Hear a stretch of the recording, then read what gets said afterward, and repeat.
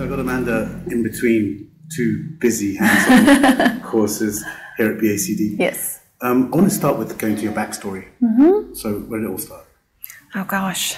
Well, let's see. What's the quick and easy version of this? Well, probably I came from a typical Asian family. They wanted me to be a doctor of some sort. No, where were you born? Oh, where was I born? In America, in Virginia. Yeah. Yes. And so, do you remember the first time you thought, I'm going to be a dentist? Well, yeah, I wanted to be a pediatrician and I loved children, wanted to do it, but this is at a day where, you were on call, you'd pick up phone calls all the time about your sick child, and my uncle's a pediatrician. And so I said, no, I don't want to do that, but what kind of doctor can I be? And I love, it sounds cliche, but I loved the arts, I loved photography and sculpting. And do you remember how old you were? Probably about 17, because I was taking photography in high school. Yeah, and that's when I first learned. Were you born in Charleston as well? No, I lived in Charleston now for 15 years. I was born in Virginia. Okay. Yeah, okay. yeah. So then, which school did you study in? So I went to University of South Carolina for undergrad, and then I went to NYU for dental school. Okay. Yeah. Was that around the time Larry Risendahl was teaching there as well? It was. He was just building the Aesthetic Academy at the time. And so it was being built my senior year in dental school. So I didn't get the pleasure of getting to actually experience it, but I was seeing it being built and realizing, I guess, the enormity of aesthetics and how it was becoming, more commonplace throughout dental schools. And then, so how long after you qualified did you set up the practice? So I graduated and I went straight into associateship for a year and learned a lot, good and bad. And from there I decided, I want to open up my own practice and I know what I want to do. 1 year later. Wow. Started from scratch. Wow. Yeah, the first patient call in on my cell phone and say, excuse me, are you accepting new patients? And I said, well, yes, I am. Let me look at my schedule. Let me see what I have. Wide open. And that's this practice you're at now? Yes. So was it already big enough? Was it a 5 operatory practice? No. From the get-go? So I plumbed it for 5, but I only had 3 rooms equipped. And then as I got busier, I would equip an additional operatory. Okay. Yeah. So what I'm really interested in is, how do you make the transition from that, which is where most dentists get to eventually, to wanting to teach? It's not something that I sought out. The only thing that I sought out was to be really good at what I do. I wanted to, learn how to do it well and serve my patients. So what I learned very early on is that I knew what I didn't know, and that was occlusion. How to restore these beautiful cases. Felt like I knew how to make them beautiful, but I didn't know how to make them function. So I started out with just taking CE, went out to the Coy Center and spent time doing that. And then from there, it's the people you meet along the way in the journey. Yeah. And then you hear, oh, well, you took this course. Well, tell me about that. And you start to take that course. So did you do the whole course pathway from beginning to end? I did. How long did that take? It took about 3.5 years. Yeah. I didn't rush through it because for me, it was as a paradigm shift of some things that I learned in dental school. And so a lot of time out of your practice and cost and all that. Yes, absolutely. So would you recommend, if you've got a young dentist listening now, at what point, if he wanted to go down the COIS pathway, would you recommend they do that early, or would you recommend they spend some time in general practice first? I would say and then do that. Do it early on. You can avoid the mistakes that I made and having to go back and fix. So I wouldn't rush through it though, but I would start right away. But just going through all that CE and meeting all these people, it gave me different opportunities. And I think I published my first paper, and once I did that, there were opportunities that came in, and so teaching came into the picture. But it wasn't something that I started out saying, that's what I want to do. To be a teacher. That's right. That's right. So when was the first time you actually taught? Was that at COIS? You were one of the mentors? I presented at COIS a couple times, but I wouldn't call it teaching. Just presented a case to show start to finish how I planned it, how I executed, and the final result. And any difficulties I had along the way. So they're short 20-minute, 30-minute presentations, but teaching was, I think my first one, oh, actually, I know where my first one was. It was terrible. It was in Pennsylvania. It was a full day hands-on. Composite? No, not hands-on composite. It was photography. Okay. Oh, my goodness. Yeah, that was really hard because what I learned that I need a lot of help. I need people to help me if I'm doing a hands-on photography because people say they have basic photo skills, but it's all very different. And they have different cameras. We were talking about this earlier, about your first few lectures being a bit clunky, and I've seen that with lecturers as well. At what point do you think you found your voice? Do you think that it took a few years, or do you think you were a natural at that, or do you think you have to be a natural to teach? I mean, I think some people... Is it something that you can learn? I think you can learn it. I think there are people that are definitely natural speaking in front of people. They have that gift. I'm definitely not that person. I do have to kind of storyboard what I'm wanting to say and plan it. But I do think, like you said, find your voice. It's practice, right? The more you do it, the more comfortable you get. And when the more comfortable you get, it comes off more naturally. And so what's the split now between clinical practice and teaching for you? You know... describe your month. Yes, yeah. So I would say... As far as lecturing, I'm not traveling too much for that because I have 4 young children at this point. So my practice is still the bulk of my time and what I do the most. And then I'm involved with a lot of different academies and the center, Koi Center as well. So those are my priorities. And then the lecturing bit, it's where it can fill in between all those and work out. You know, I try to lecture where I'm not more than a night or 2 away from my family, if I can. Or you bring them with you. Or I bring them with it, like here, like a nice vacation for a week. Exactly. You've been to London before then? I have been, but they haven't. They haven't? Yes, so I took them here. Oh, well, that's nice. Yeah. And who would you say, apart from, obviously, Kois would be one of your mentors? Yes. Guess, right? Apart from Kois? Well, you know, he's my overall for just pushing me to be a better dentist and what I've learned and all the fundamentals. But as far as composites, you know, because I lecture on composites, and I always think it's a funny thing that I'm teaching composites when I have learned from such greats like Corky Wilhite, Newton Fall, Bob Margis. I mean, those guys, I've learned a tremendous amount from them. So did you take classes at the Chicago Center? I took Buddy's course in Chicago. Okay. Yes, but I've taken Corky and Newton's and stuff at different venues, at the ACD. I think Bob came out to the Koi Center years ago. So I came up with my technique that's really a culmination of all the things I learned from all those people, and you come up with what works best in your hands, and it's kind of what I teach as it relates to my practice. You know. One thing I'm really interested in is how do you ensure that, you know, you've got a particular teaching style, right? Yes. So we've asked you to come all the way across the pond because of that, right? Yes. How do you ensure that what you're teaching isn't just regurgitating stuff that you've seen before? Yes. And is it something you think about, or you just let that come naturally? Well, you know, it is because, you know, am I the pioneer that came up with this technique or a style? No, because I've learned from other people, but... You know, so would you say there is something that you did pioneer along the way? Or you know, I think, yes, there's different pearls and tidbits that which I saw today. Right, that you do on your own, right, that you pick up. But I think it, depending on where you live, the type of practice, you know, you're going to change how long you spend doing a composite restoration, right? So for me, being a solo practitioner, having 5 operatories and having full double hygiene, you know, there are times when I can't spend more than an hour doing composite. So then how do I take what I learned from all these people and deliver something in under an hour? So describe that to me. How do you work the 5 operatories? There's 2 hygienists. Yes. And you work the other 3? Is that... No, yes. So I have 2 full-time hygienists. So their schedule is full, running throughout the day. Yeah.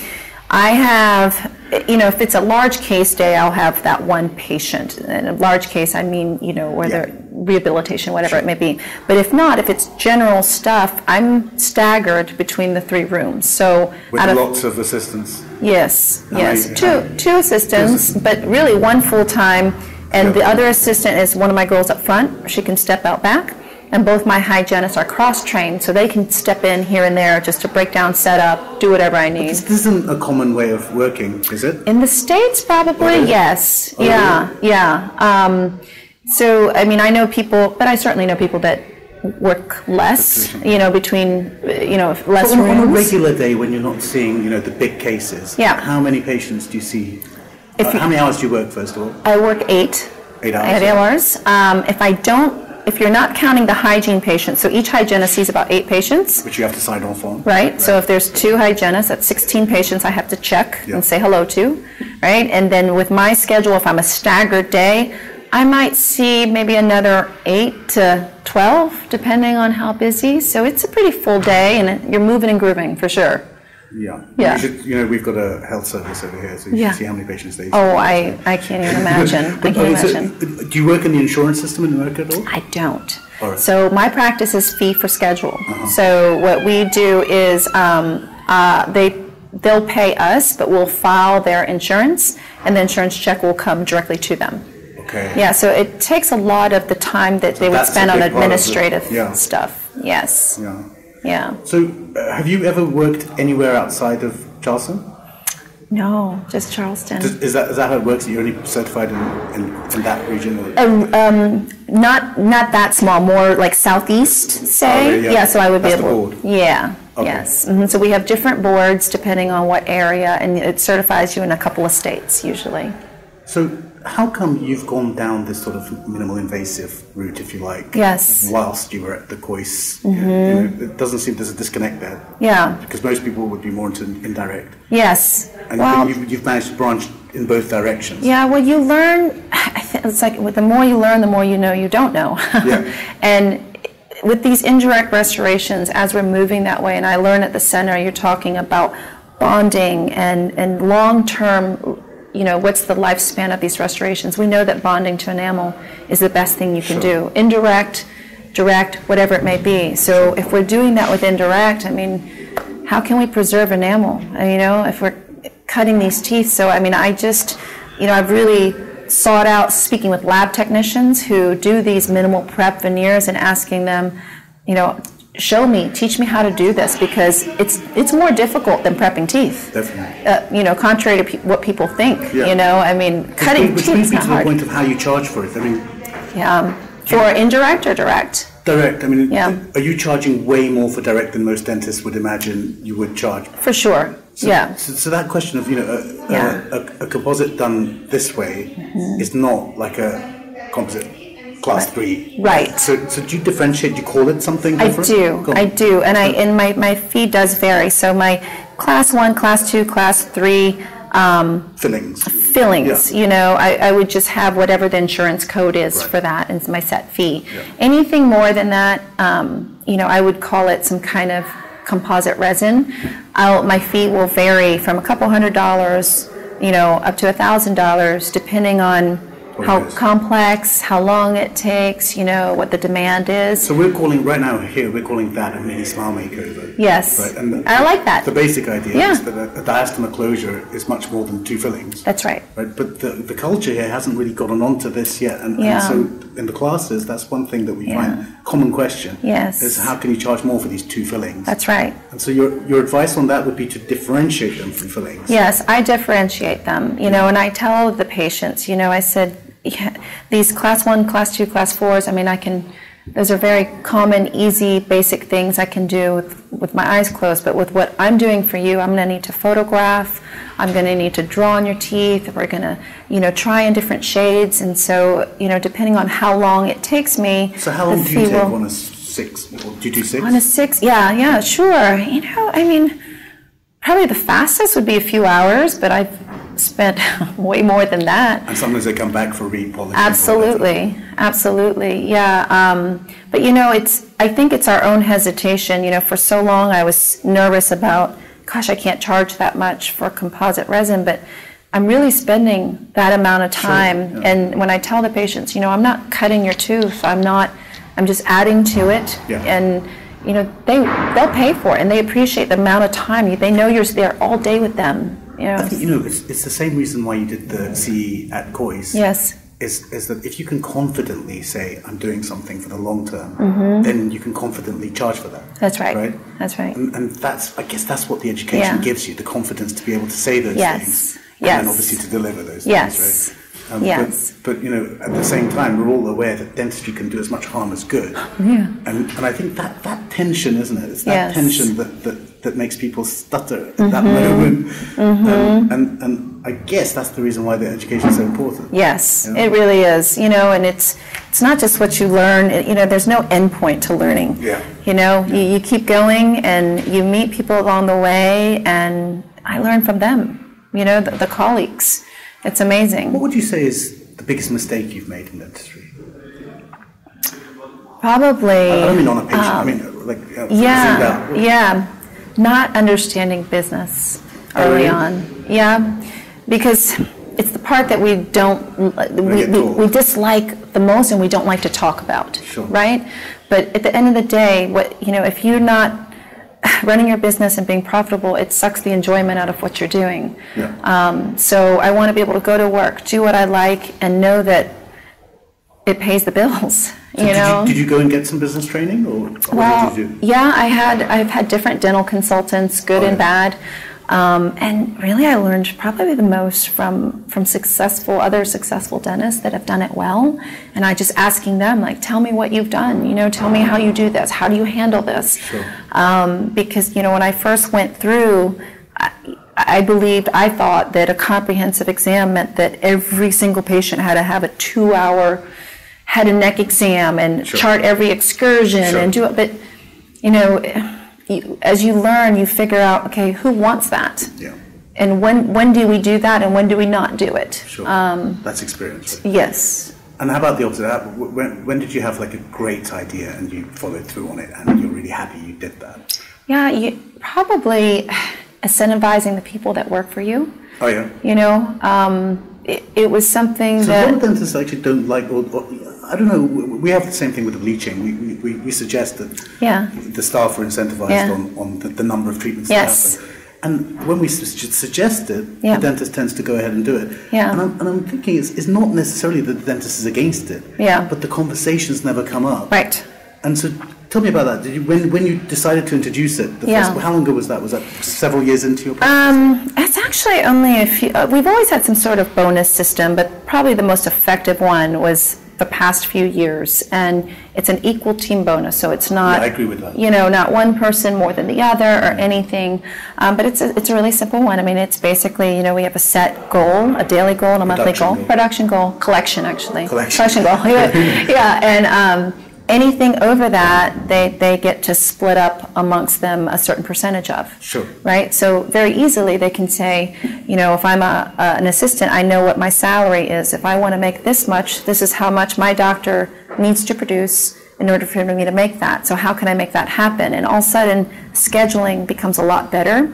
They're filling holes. They're moving things around to be more efficient for me, so that they can. They've got skin in the game, sort of thing. Yes, exactly. And tell me, I'll let you get to your lunch. Yeah.